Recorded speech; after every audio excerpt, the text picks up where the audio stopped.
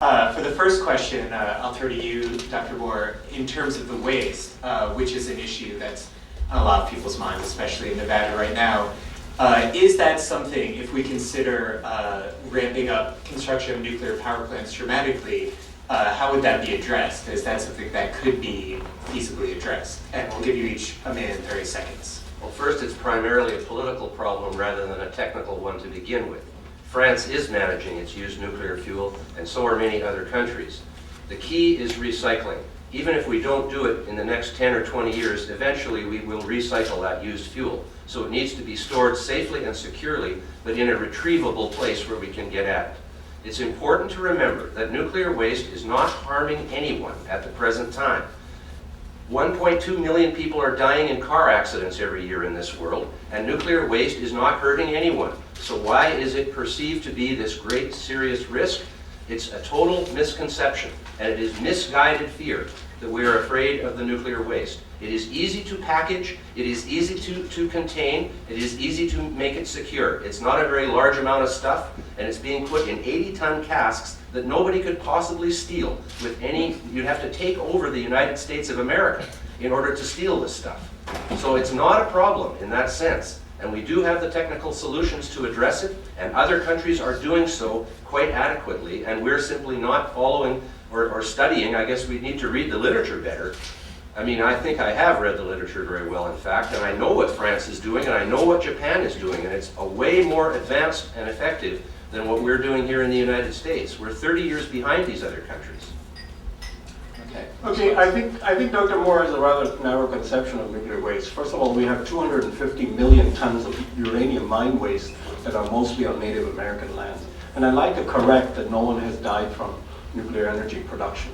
The health literature shows that the lung cancer mortality among uranium miners, especially Navajo miners, non-smokers or light smokers, is more than three times that of the control population.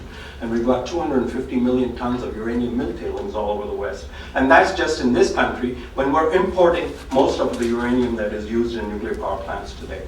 France has not solved the waste problem, and I'd like you to address the specifics in the next 1.5 minutes that you have, if you care to answer. The high-level waste, which contains most of the radioactivity, are piling up in Normandy.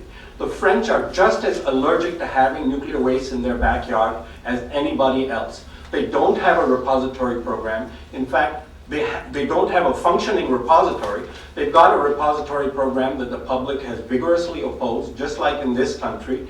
You may call it political, but that's life in a democracy. If people don't like nuclear waste in their neighborhoods, then this is a problem for those who would want to build nuclear power plants. Moreover, I disagree vigorously. I think Yucca Mountain is the worst single site that has been investigated in this country. And I say that as somebody who supports a repository program for existing nuclear wastes. Time's up.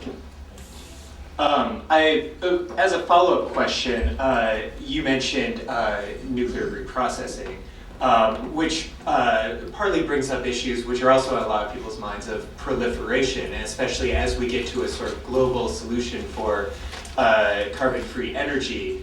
Are there proliferation concerns with the spread of nuclear energy across the planet? Well, as Dr. Makhijani has referred to, there is a slight overlap between nuclear energy production and the risk of proliferation. But these days it is indeed slight, because now that centrifuge technology has been invented, it is so much easier to make a nuclear weapon with enriched uranium produced in centrifuges with no nuclear reactor involved. I don't think the reference to Iran was fair, because Iran is using centrifuge technology to enrich uranium. They say it's for a nuclear reactor's fuel, but they could use it to make a weapon. But it has nothing to do with whether there is a nuclear reactor there or not. The other process of extracting plutonium from used nuclear fuel is much more complicated and dangerous. So anybody who is contemplating building a nuclear weapon in a clandestine fashion is going to use centrifuge technology, which is not related to nuclear fuel. The point about France not having solved the problem, I don't really understand. A deep repository is the final solution for the fission products that have been vitrified, that is embedded in glass, where they will remain for thousands and hundreds of thousands of years if we want them to, in a deep geological storage. We don't have any use for those particular materials at this time. But 95% of the used fuel which is being recycled is going back to make power again and to make more fission products, and that process can be done over and over again until all the uranium has been burned. It would be foolish to do otherwise. Seems to me that is a solution to the problem. I don't see how it is not. This is completely wrong, that 95% is being reused again and again. Let me give you the numbers. What's an actually in spent fuel? There's 94% uranium-238. There's 1% uranium-235. There's 1% plutonium, and there's 4% fission products. That's by weight. The fission products, which are 4%, are piling up. The 94%, which is uranium-238, is not a fuel and cannot be reused as a fuel in existing light water reactors. You need a system of breeder reactors to use that at least substantially. We don't have a system of breeder reactors. We've spent $100 billion trying to perfect breeder reactors and reprocessing for breeder reactors worldwide and failed.